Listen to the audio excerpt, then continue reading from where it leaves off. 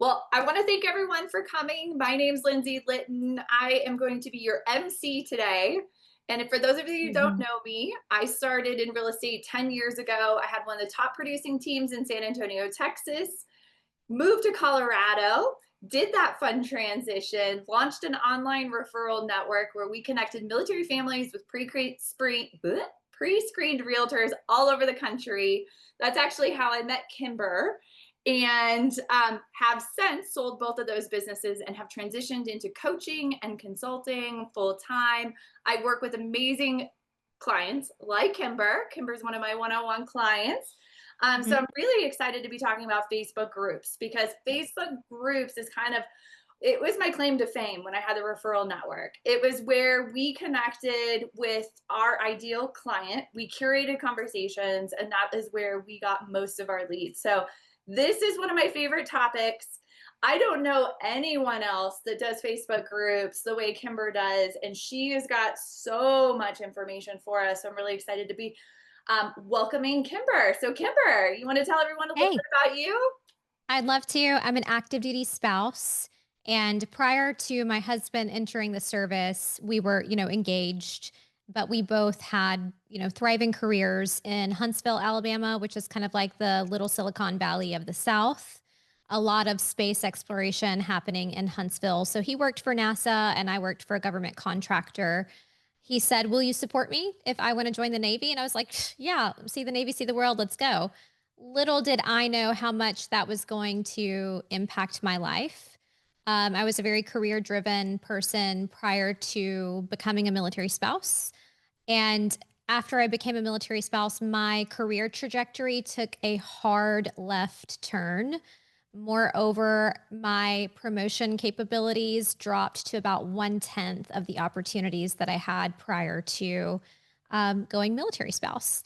And then I was kind of like baptized in this military spouse subculture that I did not know even existed, but just being who I am, I dove in head first.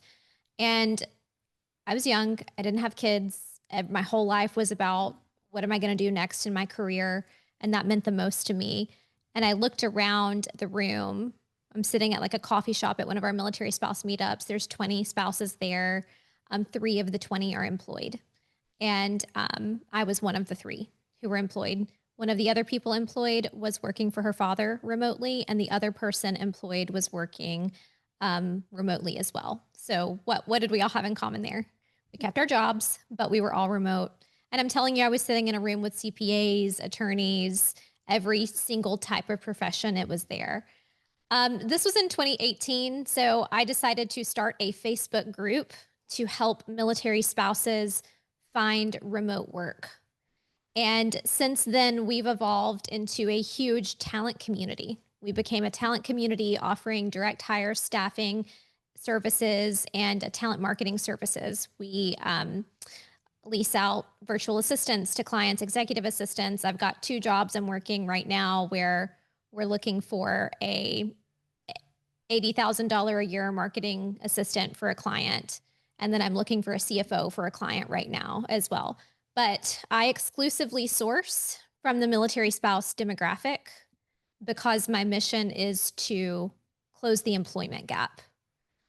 You do some research on it. I'm not going to hit you with a bunch of stats and numbers, but if you do some research on it, you will see that military spouses are 68% underemployed, which means you will see your local barista at Starbucks with a master's degree or PhD, not able to find the type of work that they want, but just wanting to get out of the house and do something. Might be a military spouse. And you'll also find that they're 80% educated. So we're talking only 20% with associate's degrees. And then we see 40% with bachelor's and 20% that have higher education. So I'm really passionate about my demographic and the people that I serve. I really do feel like God called me to this, and it wasn't my choice. It was never anything that I envisioned myself doing. This was not on my, vision board to be a staffing director for military spouses. It just wasn't there. So when it started occurring, I had always wanted to go into real estate. It was something that I always wanted. Lindsay Litton was one of the first military spouses that took a moment to sit on the phone with me. I still remember where I was, Pensacola, Florida, in my backyard, walking around barefoot, Milton, Florida, actually, walking around barefoot. And I got Lindsay on the phone. And I was like, oh my gosh, I can't believe she answered the phone. And I tell her about what we're doing at VertForce. And I was like, we've started doing some recruitment for like $99 a job. And I'm thinking about forming a nonprofit. I don't know if I should go nonprofit or set up an LLC. Like, how do I do this? She was one of the first people to influence me to structure as a for profit business. And we've been friends ever since. I would say we've stayed connected. I loved her model and what she did with Mill Housing Network. And I knew that I wanted to create something to teach military families how to invest in real estate. Why was that important to me? Because we started investing in real estate and we've already made about a $500,000 just personally in our family on two PCSs, two very simple PCSs. And I thought, God, this is so easy. Like it's so simple. We just don't have and the VA loan, it's a cheat code. You know, it's a cheat code for military families to really opt in and build wealth. So I was like, I got to figure out a way to do this. And so in 2023, we launched what is now called the Military MLS. We went through a few rebrands, but we finally landed on the name. The Military MLS does a lot of the same thing that VertForce does, which VertForce is my remote talent community. It educates military spouses about remote work, teaches them how to find remote work, and matches them with jobs. The Military MLS, it teaches military families about real estate, teaches them about the VA loan, teaches them how to find the right opportunity, and matches them with realtors and with lenders. So it's kind of the same thing that we're doing with both communities. And hopefully in the future, there will be a third community on something else that I'm really passionate about. But this is, where we're going. And I will pause and just see who here has a Facebook group. Yeah. Lauren, tell us about your Facebook group. I have one that's for women in the military, so dual military family, myself, full-time realtor, and I have a local group here for women that are serving in the military because there's a lot of spouse pages here, but there's none for like women that are in the military or interested in joining. And it's local? Yes, it's local to the Clarksville area. What's it called? Women in the military, and I think it's Fort Campbell / Clarksville. I love that. How's it working for you? I started it and then it was like I had a few meetups and stuff like that. And then from there I haven't really like poured into it. So I'm Okay. hopping on this to kind of get better ideas of like how to re-engage the group. Love that. Okay. Ooh, yes. Melissa, do you have a Facebook group? I have a Facebook group. I created it probably about a year ago. I think I actually created it after talking to Lindsay, I'll be honest. I had maybe a 10-minute powwow with her once. But I think so when I created it, my goal was to connect with people like myself who moved from New York to Georgia and didn't have any resources or didn't know like familiar with the areas. But honestly, I don't get too many people trying to come into my group. I have like 3 agents that requested and I don't have anyone else. So I don't know how Yeah. to get it out there, I guess. Yeah, you'll have a lot if it's a real estate focused group or an area group, you'll have a lot of agents Mm-hmm. wanting to get into. Yeah. Um, so I'll challenge you both on this, and anyone who asks me for support or guidance on how to stand up a group is, how do you get people?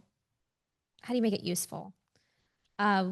We started from zero, and I'm I'm telling you this to share that the model works.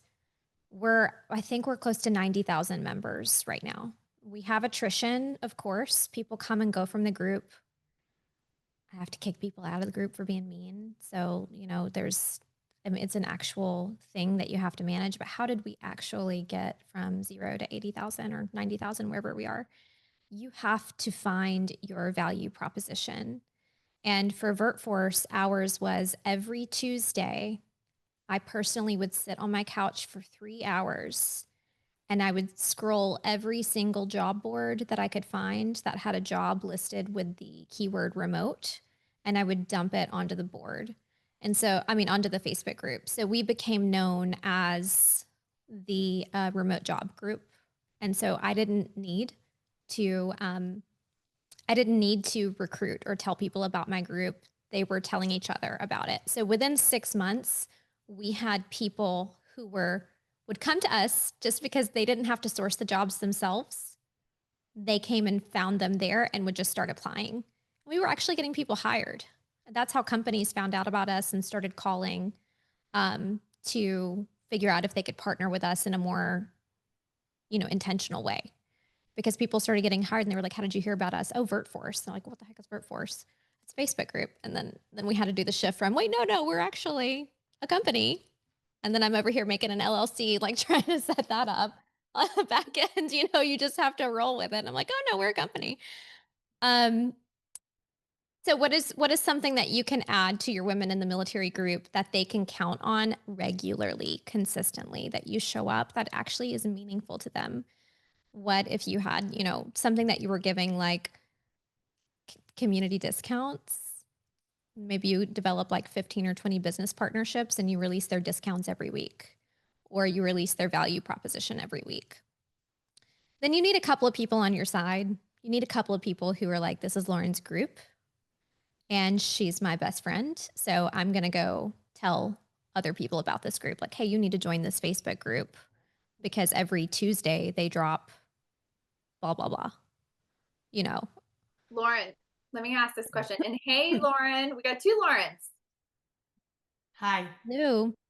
So Lauren in Fort Campbell, I want to ask this question, and Kimber, you can tell me to shut up if you need, if you want. What is the point of the group? Is the point of the group to get clients that you're serving? Is the point of the group to build relationships with other like-minded women to grow your community? Like, what is the point of the group? Of course, like the point of the group is like at the end to make more connections locally and hopefully turn business from it. But really, what kind of sparks the idea was like, there's so many wives pages, and I see people that are interested, mostly women, that are like, "I'm thinking about joining the military. My husband's also in the military. Does anyone have experience?" And it's always me commenting, being like, "Hey, I'm dual military family, but like, I'm not active duty." Or I'll meet with people that are interested in joining, and I'm just like, "Hey, this is my experience from being someone that's active duty, and then also, being serving myself in the National Guard, which is a lot different."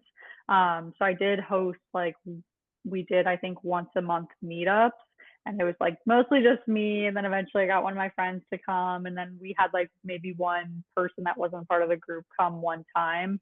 But I think it's just like running out of ideas almost of like ways to provide value weekly. Mm-hmm. But I like Yeah. what you mentioned about like discounts or things like that. Yeah. We want to make them feel like they're a part of something and that they're actually getting real value from being there. You would probably do better on a national level, Lauren, because sometimes I 100% believe in niching, but sometimes with Facebook groups, if you niche too deep, too quickly, you have a hard time connecting with people. Because at VertForce, we've got like over 250,000 members right now, but only 90,000 of those are on Facebook. So not everybody's on Facebook, first of all. So setting up a brand for yourself, like women in the military.us, and working on building your email list of every woman who's ever been in the military in the United States, inviting them to the group, and shifting your meetups to be digital on Zoom, to where you're meeting on Zoom with anybody in the whole country, is a really strong shift there. It's not going to do a lot for your local business per se, but you can find ways to leverage national, which is what we've done at the military MLS. Well, and I was going to say, Kimber, referrals. Yeah, we do a lot of referrals that way, or we're working on it. Yeah, yeah. So Lauren, if you had a national group that was curating this audience and they're like, "Hey, I'm moving to Tampa, Florida, or I'm moving to Alaska," you can build your referral partners up in those areas, and now you're just getting 25% when they close. Yeah, that's a good idea. Honestly, I do think going bigger would help in this scenario just because going Yeah. so small, it's like, you know, can be hard. If you really want to niche into your area, though, you could shift from just women in the military, Fort Campbell.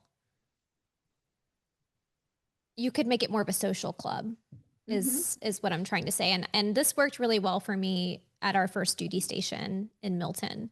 So if national's not like it's not going to work for you or your goals or whatever, you could shift to a social club there where you're visiting different businesses one Saturday a month, and you're getting all of these women, women in the military. You could do moms Mhm. of military members, and you could do military spouses. And that would expand your local group there to just be any woman connected to the military, period, and visit these different businesses one Saturday a month and tell the business you're coming. Guarantee I'm going to spend at least this much money. I did this with a social club in Milton, Florida. And I think we were guaranteeing the local coffee shop at least $120 when we would have our event there. That was a lot to them. And that was a lot in 2018 to that specific coffee shop. So you've really got to figure out where it makes sense. But you can have your lender sponsor it where Mhm. nobody has to pay for anything. I have a lender who I think would do that for me here locally. So it's possible that they would do that for you.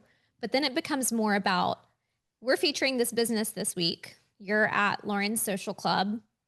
Yeah, who cares if you're a realtor? I mean, that'll eventually come up, but that's not the purpose of the objective. Your objective is to build community and also incorporate the group. Like all of our events are posted in the group. Our stop of the week this week is posted in the group. Also, if you have questions or ideas or suggestions, throw it in the group.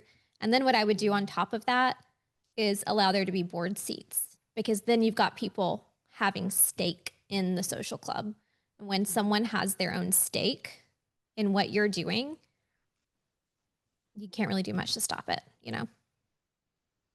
And it's such a beautiful ecosystem that you're building if you decide to do that, because you've got all of these, active duty military affiliated people that are getting to know you and your brand, but they're also getting, what does every military spouse want? Community. And they don't know where to find it. And so you're taking them off, off the computer, putting them into a setting, they're building connections. It's a beautiful ecosystem and they're getting to know new businesses. Yes. And it's great for your community. They're Mhm. going to get to know you, Lauren the realtor. So Yeah. So good. Okay, Melissa, should we pivot and kind of help Yeah. Melissa a little bit with her group growth? what's going on with hers? Melissa, what would you say is the number one obstacle for your group? You said you're getting nothing but 3 realtors requesting to get into your group, which, by the way, full disclosure, if you were a realtor, you could not get into my Facebook groups. So, And that's what I want. That's what I would like. I think my problem is when I first started the group, I made it public, mm, and now I'm having issues with making it private. mm, Um, yeah, for some reason I'm not sure, something with Facebook. So I think that's where I know I went wrong, and now I just want the group to I want to redo the group, and now I'm like struggling. What's the name of it? I think, oh gosh, I don't remember right now. I think I did from New York, like with the apple, to Georgia with the peach. From apple to peach, apples and peaches. That's cute. That's It's really cute. How many members do you have? probably about 6 right now. Okay, you're good. You can totally start over. yeah. Yeah, Um, I think Facebook I don't think allows you to change. So once you select your group type, you are definitely that's what it seems like. I'm kind of yeah, like locked into the group. yes, exactly. Do you think that, and this is a question for you, you'll have to advise me. Are there a lot of people moving So here's okay. This is where I came up with the idea. Um, I'm in a mom's group that is local to my community, like where the city that I live in, and there are so many moms that have traveled like myself that moved here um, from up north to Georgia. The thing is, the creator of the group, she doesn't allow us to like advertise or do certain things. So I would have to like find a way to connect with them outside of Facebook itself and then see if they would be interested in joining the Mhm. group. Um, but I haven't done that yet. Because I guess I wanted to kind of either A, start over, or B, see if I can kick the current people out and then have a fresh start. So I don't know. You could tell But- me. Well, do you think with your competitive group, is their membership volume pretty high? Oh yeah. They're I think they're at about 16,000 in the group.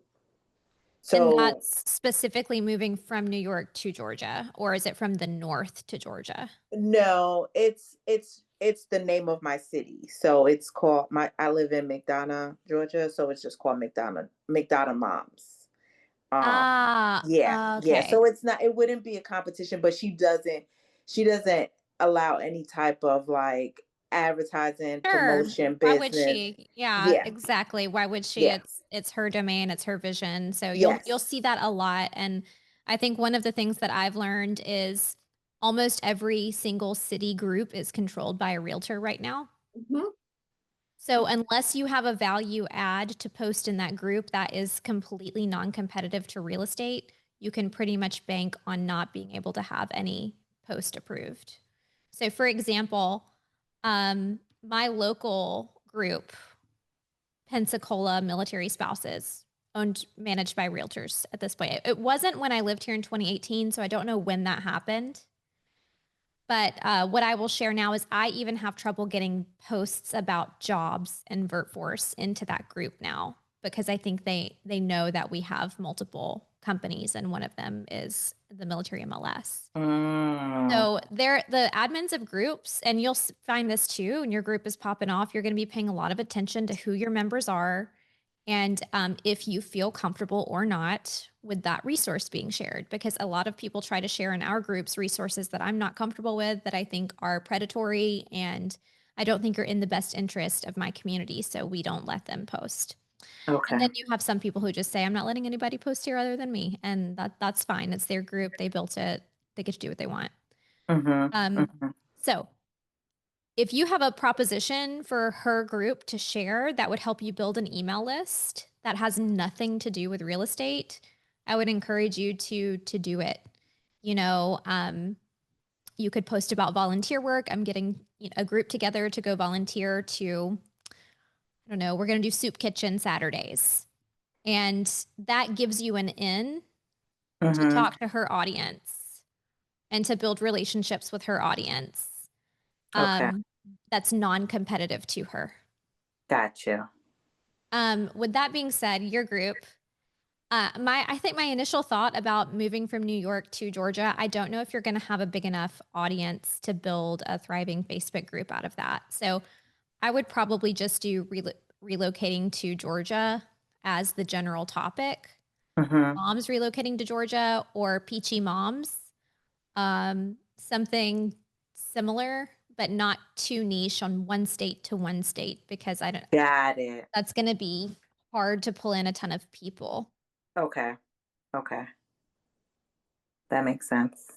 And then when we're working in other groups and having relationships with other groups, be respectful to the fact if you want to grow as a thought leader in the group community, be respectful to the fact that those groups have rules. They have days that you can post. They have things that you can post about. So just figure Mm-hmm. out how you can relate in that group to be known because people are going Yeah. to see you post.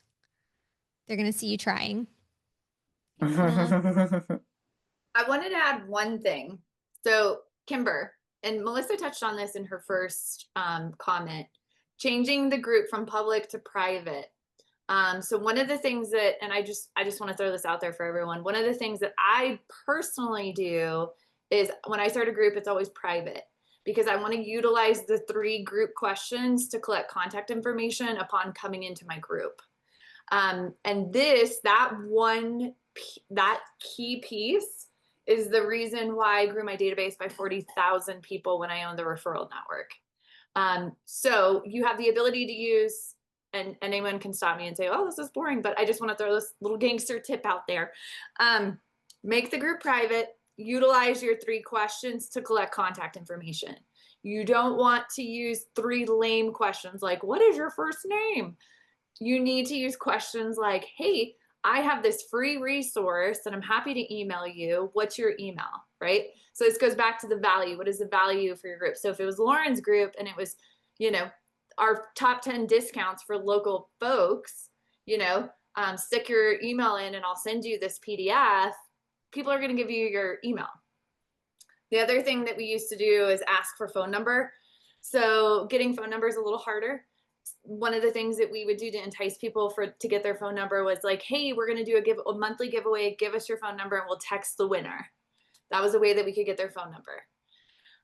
And then I don't know what Kimber uses, but we used a software called Group Convert, and it's an automatic software so that it's connected to your group and it collects all the contact information and puts it into a Google spreadsheet. So when my assistant would go in and push approve, all the contact information, meaning first name, last name, Facebook profile, and all of the answers to the 3 questions that I had set up would get sent into a Google spreadsheet. You know me, I love me some automations. That would get automatically sent into my CRM, and then that would put them into a nurture based on how they answered the questions. And then my sales team is following up to find out, can we match them with a realtor or resources that they might be looking for? So Kimber, do you have, what do you use for collecting contact information? Do you use something similar to that, or what are your thoughts on that? Yeah, I think any smart group is going to ask you for your email address. Whenever you're joining a group and they ask you for your email address, that's a sign that they want to build their email database for whatever reason. And so,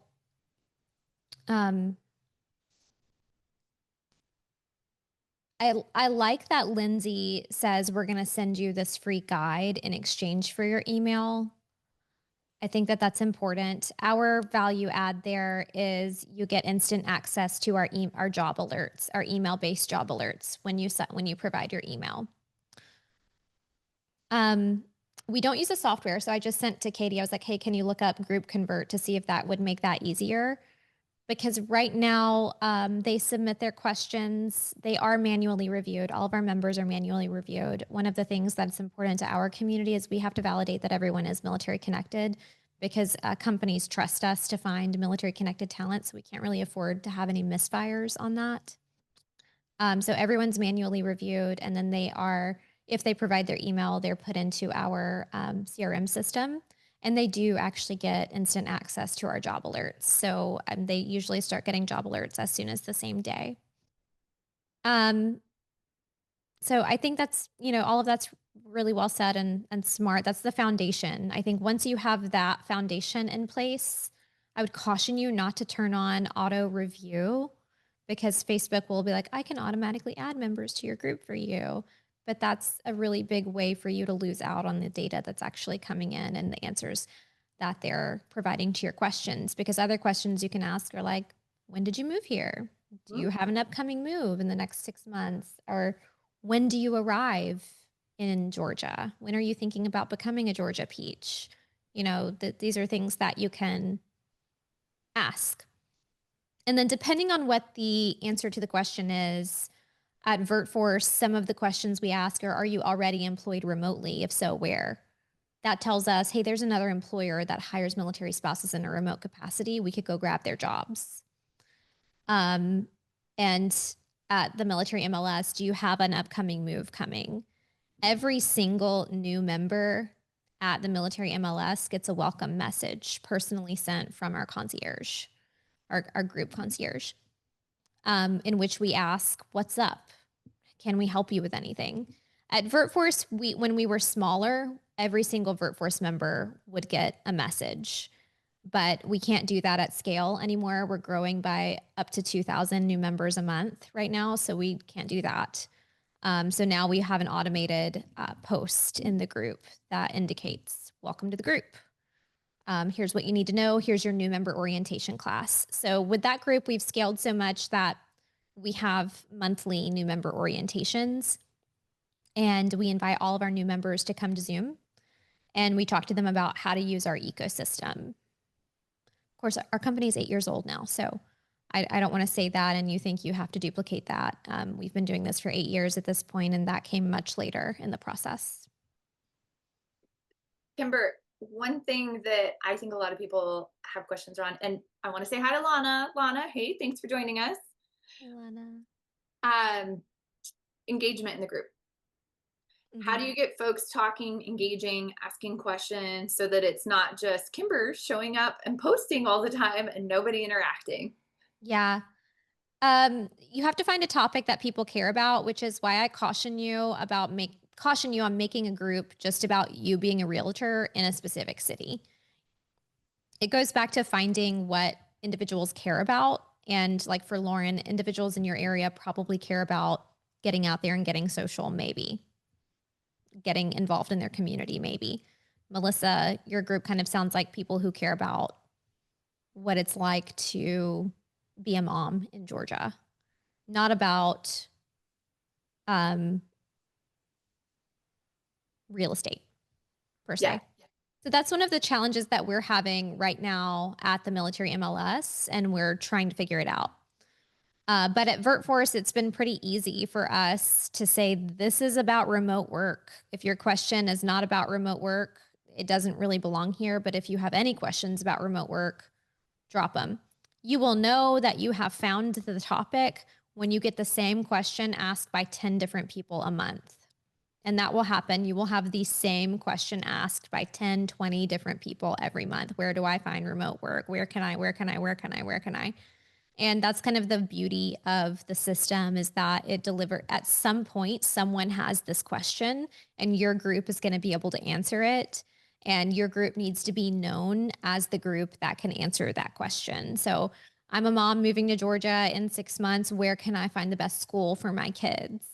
Or where can I find a homeschool pod? I'm a woman living in Fort Campbell and I need friends. Where do I find friends? Being able to answer that question will keep people consistently asking and talking. At the military MLS, we're working on it. I don't think that we've really found it yet. I see a lot of like PCS groups that have done really well. Lindsay has a PCS group, so maybe, and Lindsay, you've done 2 groups that have scaled, right? Mm-hmm. You may be the better person to answer that question. Well, so the big group we built was things I wish I would have known before I PCS'd. So it was all things around transit for military families. So we covered things from, remote work to, household goods, discounts when it comes to like rental cars and hotels and things for house hunting. So we covered all things PCS, and it was from a place of, I'm a seasoned military spouse. I've done 6 PCSs. Here's what I wish I would have told 20-year-old Lindsay. So that's kind of how we geared our content. Yeah. And the interesting thing, so I get this question, and I wanted to hear Kimber's response. I get this question too, like, at what point does the group start carrying itself? At what point does everybody start interacting and I don't have to post and be on as much? And what I have found over the years is, until you hit about 1,000 members in the group, you're carrying the conversation. You're asking questions, you're posting everything from like, do you like Costco or Sam's Club? Do you want to eat an avocado or an apple? Like, you're just to like drive engagement in the group. And so you ask all these corny questions. Maybe Melissa's is like, do you identify as an apple or a peach? I don't know. Like, it's just, it's stupid stuff to get people to comment. And the reason why you want people to comment is to drive engagement of the group, because the more engagement you have in the group, then Facebook's like, ooh, people like this. Let's start popping this into timelines, and let's start popping this into groups you might want to join. Right. And sorry, go ahead, Kimber. I just wanted to add that I'm experimenting right now with a new group, and I'll invite you all to the group so you can kind of see this playing out, it's my Lululemon group. Oh yeah, I'm in it. I'm just playing around in there trying to figure out, because we did this so long ago. It was 8 years ago. I'm trying to remember, what did it really feel like to go from 0 to 1,000 again? I want to put myself back in that. So it is a public group, and I've never done a public group before. So I wanted to play with a public group too. And I think I have people making posts now, which is kind of surprising. I'm thinking about shifting the group. It was a Lululemon military discount community. I cannot find enough Lululemon things to talk about. So, but what I can find are a lot of military discounts. I'm interested in changing it to a military discount community in the near future. But you guys go find the group and join and come play and practice what you think you want to practice there. I'm not going to stop you from making posts. Well, and I think the thing that Kimber, what I love that you just emphasized is that you kind of just throw stuff out there and then you kind of pivot and you kind of figure it out and you see like, okay, what are some of the topics that people are talking about? Do I need to shift the focus of the group because now they're talking about this and now we need to shift to that? One of the OG tips I will give is everybody says like, oh, Lindsay, there's a military spouse Facebook group and there's 47 of them in my market. Why would I create another military spouse Facebook group? And my whole point on that is there's also, I can throw a rock and hit a realtor in my neighborhood. So there's going to be your people that are going to like and follow your group if you're providing value. So don't allow, the plethora of Facebook groups out there to prevent you from launching your group. And then the other thing that I like to do is go into everybody else's group and look at what Kimber said earlier. What are the questions that keep getting asked in that Facebook group? And they're being asked 47 times a month. Well, guess what? I'm going to create a PDF resource on those questions. I'm going to offer it in my group and say, hey, want to know the top 10 nail salons in my area? Come join my Facebook group. I've got it outlined for you. Mm-hmm. I love to go into big local groups because there'll be like buy, sell, trade, your city name. Mm-hmm. And there will be maybe no post approval process there. So groups that are like buy nothing, Pensacola, buy, sell, trade, such and such, classifieds, Pensacola, usually there are no post approvals that you have to go through.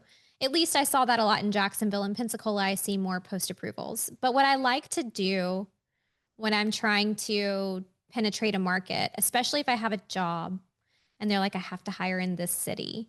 It's remote, but it's correct, Melissa, unless it's run by a realtor. And if it is run by a realtor, there's going to be post approvals. I'm going to be candid with you. I'm talking about groups that don't have post approvals. And you may not be able to find them because I see fewer in Pensacola than I do here, but I would look for them. And do not post about being a realtor. Do not post about your rates, your this, your that. Do what Lindsay said. I have a resource on the top 10 nail salons in my area, or I have this resource, or I have that resource. Come join my group to talk about it. Mm-hmm. And then you link your group at Lauren, Fort Campbell, Mom Club, or Social Club, Military Connected Lady Club, whatever. Mm-hmm. And that will help you drive anonymous new member traffic there. And the group name will be very specific so that you attract only people who belong in that group. So I kind of did what Kimber talked about, and I launched a Moms of Peloton Facebook group because I was like, what is it like just to start a group out of nowhere? I want to go through my whole process, see what this is all about. So I did what Kimber just described. I went into some of the mom Peloton groups that didn't have like post approvals, and I actually didn't post the main post, but went into the comments and was like, hey, I see that you're trying to connect with other moms that enjoy Peloton. Check out this group. I got 47 people from one of those posts join my group. And then over time, that post just sits there and you just constantly get at. Yeah. Mm-hmm. Mm-hmm. It's scrappy. It's what they call guerrilla marketing. Anna, you had a question? Yeah. Yeah, I do have a question. So I've never worked with Facebook groups. I think my generation is like slightly younger, and so we just haven't really done a lot with groups. And so I just want to make sure I understand. Um, Hypothetically, if I'm a realtor and I create a group that the sole purpose is to get people involved, is my opportunity to like I guess convert them into a client when they initially sign up and we collect that email, or is there going to be more opportunity, um, I guess, to self promote, on the page? Does that make sense? Yeah. What are you thinking about making your group about? Because I think that absolutely matters in your Well, context. yeah, one of my clients has a Facebook group, but it's just about the team. And so I'm thinking of ways to do it different, and I guess I don't really know how to. It's literally called the team's name, and then community. So we talk about whenever people post, it's just community related stuff that we're hosting. Okay. But I think it could be bigger. So you have a lot of opportunities. So I think first in those, and I understand you're Gen Z, right? Barely, yeah. Yeah. I'm a cusper. Well, you don't see a lot of Gen Z on Facebook Yeah, because they're just not there, but that's okay. yeah. Um, I think you should definitely think about how these rules apply to your platforms, TikTok, Lemonade, etc., Telegram, like building out. We're exploring that now is like how do we take this successful blueprint and use it on other platforms? But I think a lot of your community is using Discord and etc. That does not mean that your only business is Gen Z. Sure, Your totally. business should be every generation. And then you will see a lot of millennial and up on the Facebook platform. So, but you have a lot of points. You have a lot of opportunities to engage. So first of all, as they submit their membership requests, they're going to answer those membership questions. You should be sending a welcome message. And I have like 5 or 6 different welcome messages. So based on what their answers were in their membership question, they're going to get a tailored membership message based on their questions and a friend request. Okay. Because that friend request means they're going to see every post that you make on Facebook. So you also need to be making aligned content for your own Facebook profile. Um, so I would say initially, I have people join the military MLS that are immediately looking for realtor connections. Just that's why they came. That's why they're there. And I have people who are joining because they just want to understand what we're doing and why we're doing it. But it doesn't matter because in my membership message that I send to them, I get the opportunity to set the tone and the context for what they can expect out of the group and out of membership. Okay. A lot of like how you continue to generate business from these people is by pouring into them, giving them your time and giving them value. The way that we do that is through live education. So that's saying to your full community, once a month, I'm doing a Zoom. And if you want to learn, fill in the blank, I'm going to be teaching it. So we do VA Loan Bootcamp. We do Home Buying 101, anywhere where you can add value. And I think particularly if you're working on a local market, it's better for you to do what I advised the other Lauren to do, which is to meet up in person. We're meeting at this business. Hey, group members, thank you for joining. And send this to your email list too, because your entire list is your community. It's not just the Facebook group. So it's your entire list, but saying, hey, members of, I'm trying to think of, I would say the Broomies group or something, something cute. Hey, Broomies, we're meeting up at the local gelato shop this week. They're going to give us 10% off of our order. And we're also going to have a little lunch and learn discussion in the corner of the shop and get to know each other and socialize. So it's definitely, you've got to give it your time, but Okay. giving it your time is what builds your authority in the space. Amazing. Thank you so much. You're welcome. And let me add to this, and then Lana, if you want to come off mute, if you can, because I know Lana runs a group that's just for her clients, right, Lana? Lana's doing something else. Okay. No, yes, I'm here. Yes, we do. Okay, so Lana runs a group just for her clients. So full disclosure, Anna works for one of my one-on-one clients, Tulio Pena. I'm assuming you're talking about Tulio's group for his clients. Yeah. Okay. So what I did with my communities, I can only speak from my standpoint. So I want Lana and Kimber to chime in. I originally started with a VIP group just for my past clients. And then I found what you're talking about. Like the content just gets boring and stale. And it's like you can only talk about so many ice cream socials and things that you're doing. Right. So then I brought in the group and it was like, hey, anybody moving to San Antonio that's connected with the military, they could jump into this group. So I had to change the group name and then I changed the dynamics of the group. And the group was more about, helping military families get connected in the San Antonio area. And what I loved about it is it started with all my past clients. So anytime anybody would mention a realtor, like 47 people are like, Lindsay's amazing because it had all my past clients already in there. Yeah. So I called it shooting fish in a barrel because it was like, oh, it's so easy to get leads now. But I broadened my groups and I started inviting anybody, and it wasn't just clients. That allowed me to have more dynamic conversation and more engagement. Lana, what is your opinion on this? No, absolutely. And thank you both for such a valuable insight. I gotta admit, I'm probably not managing my Facebook group to where it needs to be. However, in the past, when I had staff members assigned to help me with content, it was pretty effective machine, and we had up to 1,000 members. Now I did a big purge, and we have about 700 plus or minus, and it's only me eventually like posting every once in a while. But the way I use it, I use it as a tool to keep in touch and help me track relationships because I am big on building business by referral. A lot of times I get referrals in or somebody gets connected with me. The first thing what I do, I friend them on Facebook and then I plug them into that group. Of course, I say, hey, this is my client appreciation group. We have a lot of, client community events, blah, blah, blah. And they understand it's for free. So it's immediate value for them. And then when, I'm not the best on tracking as far as opportunities somewhere like in CRM or whatever, but then I go and go over the list of people in that group. Oh, this person, haven't talked to her for a while. And also we are big on client appreciation. And what we do is, when we do something for like big events or whatever, I don't want masses to know because I'm not come one, come all, free for all. No, it's exclusive events, but everyone who's in that group, they get invited.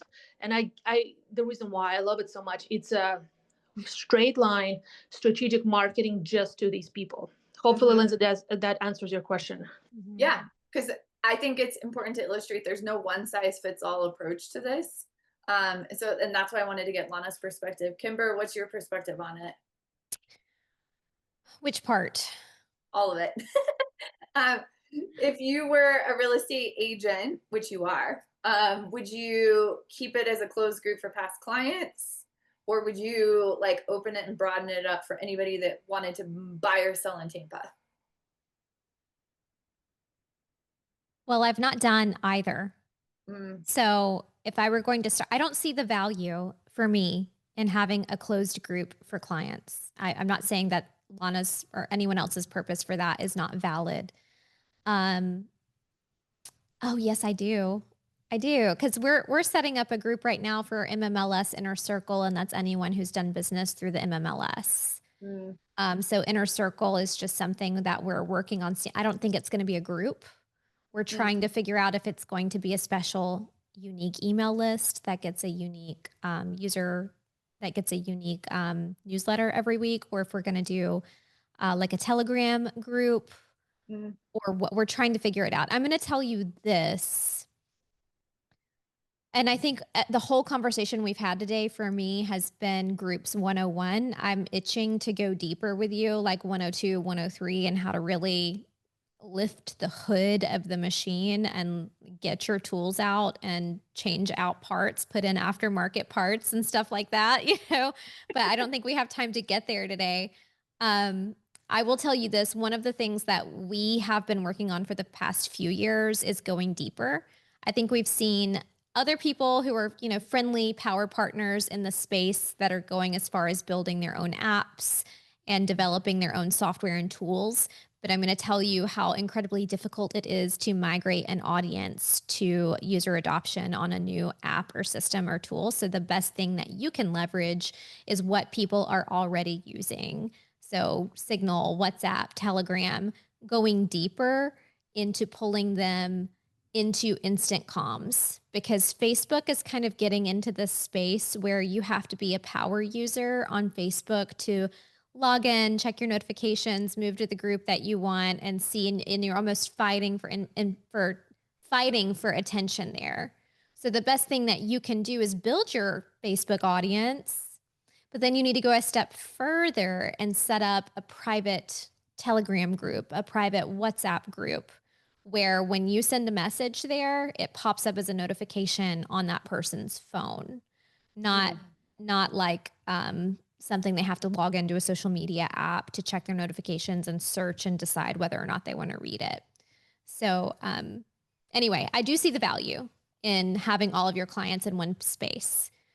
I don't think we're going to do it on a Facebook group. I think we're going to move it to a Telegram group. So we'll see. You can do groups in Telegram too. And I'm like, what is Telegram? Tell me all about it.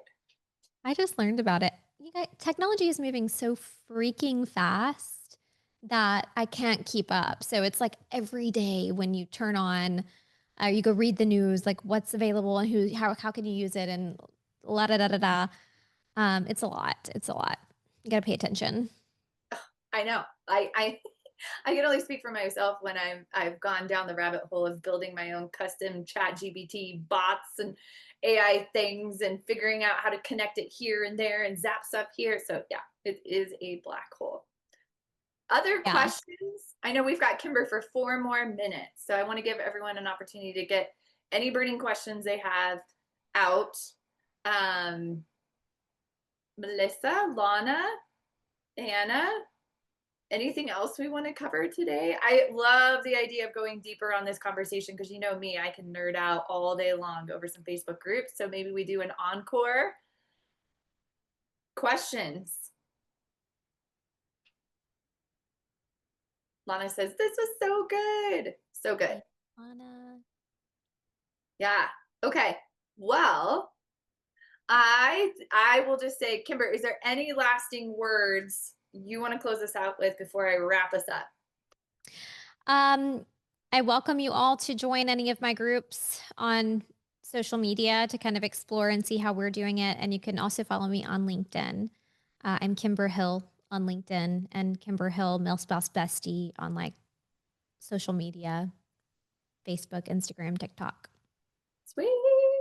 Well, Lana, you posted Make It a Course. So funny you should say that. But this month, I created a Facebook course. It's 8 modules, has a workbook. It walks you through every single piece of starting from zero to how to put the group convert software in, how to set up your Zap so it goes directly into your CRM, how to create the nurture campaigns. So I have a course. If you guys want access to it, please let me know. I have it for free as part of my membership program right now, and my membership is still only $100 a month. If anyone is interested, you'll get access to my course and direct access to asking questions, getting support on building your group. I just can't believe that more folks aren't taking advantage of Facebook groups because it is just such a cool way to connect and curate relationships. So, Kimber, thank you so much for your time today. I would love to have you back. I know folks found this content extremely valuable. So thank you so much for pouring into us and sharing your time with us today. Really nice to be here. Thank you for having me. All right. Thanks, guys. And Kimber, I'll see you soon. Ciao. See you very soon.